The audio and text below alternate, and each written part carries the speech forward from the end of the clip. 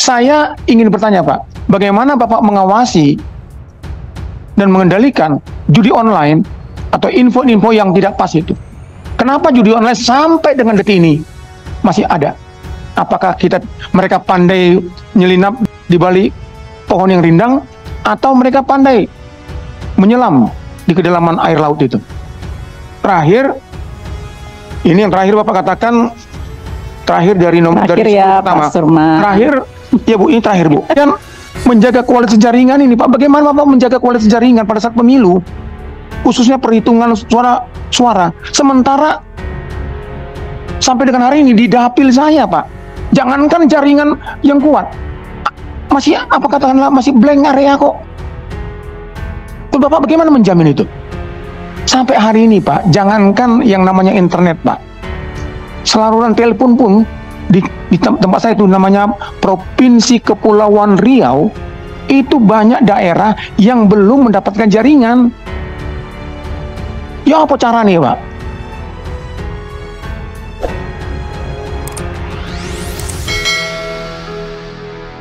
Pertama saya ingin menanyakan Pak, tadi di sini ada kewajiban registrasi dan sanksi. Apakah ada peraturan setiap orang itu dapat berapa nomor yang bisa dipegang sama dia? Misalnya ini kan ada sekarang 4 operator atau 3 operator, sekarang jadi 4 ya Pak ya. Kalau 4 berarti nanti dari sini dapat berapa, dari operator lain dapat berapa, apakah ada jaminan nggak? Dan bisa diketahui tak itu? Karena ada tiap orang tuh ada 20-40 nomor dia pegang itu. Kemudian apa bisa diketahui jumlahnya oleh Dirjen PPI agar tidak disalahgunakan? Yang kedua, di sini ada masalah mekanisme pemblokiran nomor seluler, baik berdasarkan aduan, tapi berdasarkan aduan Pak ini ya Pak Dirjen, yang tanpa diadukan nggak ada ya? SMS, WA, ya. Jadi harus ini berdasarkan aduan saja, berdasarkan pantauan nggak ada, pengawasan nggak ada, belum ada pengawasan ya. Jadi kalau diadukan, kadang-kadang manusia itu kan malas Pak ngadukan. Kita sering kali, saya dulu sering ditelepon sama tahu-tahu anak sakit lah, itu kan saya malas ngadukan itu Pak, saya jujur malas ngadukan. Dan kemana mengadukannya kita nggak tahu juga Pak. Apakah ke kantor polisi terdekat? Dan masyarakat juga nggak paham kemana mengadukannya. Ini perlu disosialisasikan Pak, mau kemana mengadukan itu. Yang mudah, dan seperti Bapak katakan, di pojok kanan kalau ada zaman COVID, gambar masker, di pojok kanan buat Pak tempat pengaduan anytime, anywhere untuk ke seluruh Indonesia. Jadi ada sedikit pun masalah, langsung bisa. Kalau tidak, masyarakat itu sangat sulit Pak mau mencarinya. Saya sampai sekarang pun nggak tahu tempat pengaduan yang mana. Kecuali saya datang tanya ke Bapak, Pak kemana Pak ngadunya Pak? Bapak pasti kasih tahu sama saya. Tapi kalau itu kan masyarakat belum tentu. Itu yang kedua Pak. Kemudian pemblokiran tadi itu,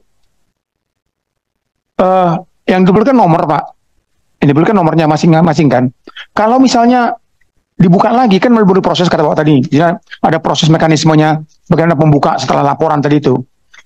Nah ini apakah tadi kan membutuhkan berapa hari melalui masuk di katakanlah di di karantina ya kan itu ya Pak ya, 60 hari, kemudian baru di terminasi dan seterusnya. Pertanyaannya adalah, apakah itu, Bapak tadi katakan tidak ada yang minta dibuka kan Pak? Selama ini kan nggak ada yang minta dibuka kan? Nggak ada. Artinya memang benar-benar diblokir. Kemudian nomornya itu dibuang kemana Pak? Bapak bilang tadi ada nomor yang di recycle ya Pak ya, dari orang yang sudah kemudian nomor itu Pak dimusnahkan atau disimpan lagi untuk orang lain berikutnya. Kemudian berikutnya ini ada 49 Pak pertanyaan saya, cukup lumayan ini. Saya ingin ini Pak ya tentang perlindungan data pelanggan dan penyelenggara seluler. Saya belum mendapat penjelasan bagaimana perlindungan yang Bapak berikan atau dari operator berikan untuk perlindungan data pribadi tersebut, perlindungan data pelanggan, data pelanggan tersebut. Bagaimana prosesnya? Bagaimana data itu apa? Walaupun Bapak mengatakan harus ada ISO 27001 sertifikat itu, kemudian bagaimana prosesnya itu Pak? supaya kita tahu, oh ternyata memang mampu. Kemudian juga pengawasan dan pengendalian. Bapak mengatakan ada pengawasan pengendalian. Saya ingin bertanya Pak, bagaimana Bapak mengawasi dan mengendalikan judi online atau info-info yang tidak pas itu? Kenapa judi online sampai dengan detik ini masih ada? Apakah mereka pandai menyelinap di balik pohon yang rindang, atau mereka pandai menyelam di kedalaman air laut itu? Termasuk juga berita-berita hoax. Nah ini saya lihat judi online tiap hari ada Pak. Atau mereka timbul tenggelamnya secara baik gitu.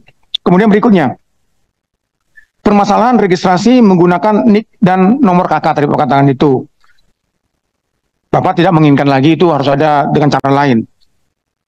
Kemudian cara mengatasi itu, karena banyak orang menggunakan nomor NIK, nomor KK orang lain. Yang sudah mati kah, yang sudah apakah. Dan Bapak mengatakan bekerja sama dengan Dukcapil lah, apa segala macam. Sampai saat ini, atau hari ini kita bicara, sudah sejauh mana Bapak katakan koordinasi tersebut? Sudah berapa yang dapat Bapak hasilkan, berapa nomor, berapa orang yang mengajukan dibatalkan?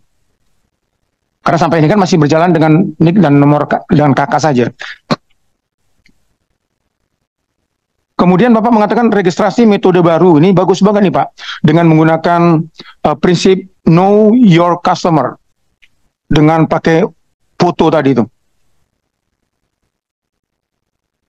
Dan ini sudah ada di peraturan Permenkominfo 5 tahun 2001, pasal 154. Nah, pertanyaannya adalah, apakah itu sudah berjalan atau sudah efektif atau tidak?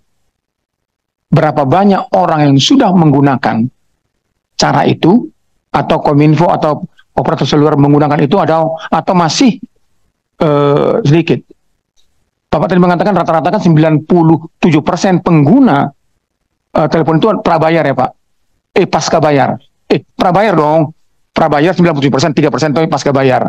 Itu yang pasca bayar itu yang dulu-dulu Pak, yang masih 10 digit rata-rata itu, yang belum ada menggunakan prabayar. Termasuk menurut Bapak mungkin, nomor saya. Pokoknya 10 digit itu rata-rata dulu ya. Itu pasti pasca bayar.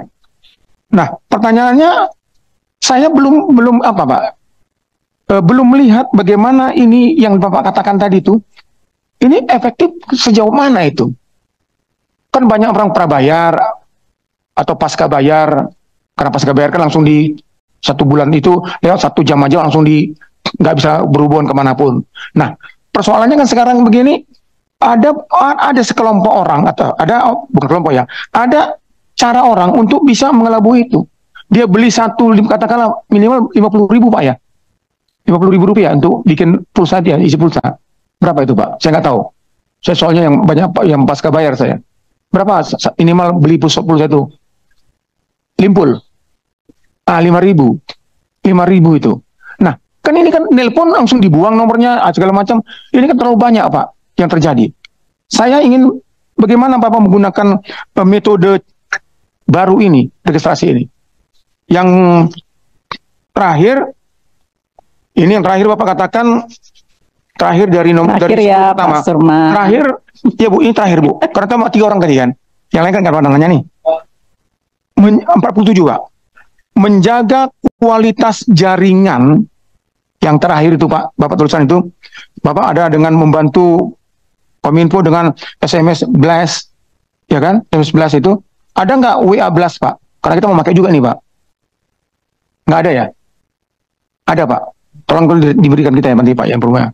Kemudian menjaga kualitas jaringan ini Pak. Bagaimana Bapak menjaga kualitas jaringan pada saat pemilu, khususnya perhitungan suara. Sementara sampai dengan hari ini di dapil saya Pak, jangankan jaringan yang kuat, masih katakanlah masih blank area kok. Bapak bagaimana menjamin itu? Maaf Pak, Bapak kan baru beberapa hari kan, jadi saya harus tanya ini.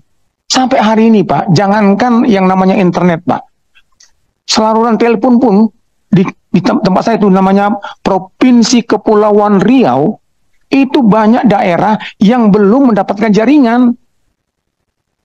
Ya apa cara nih Pak? Terima kasih pimpinan. Selesai.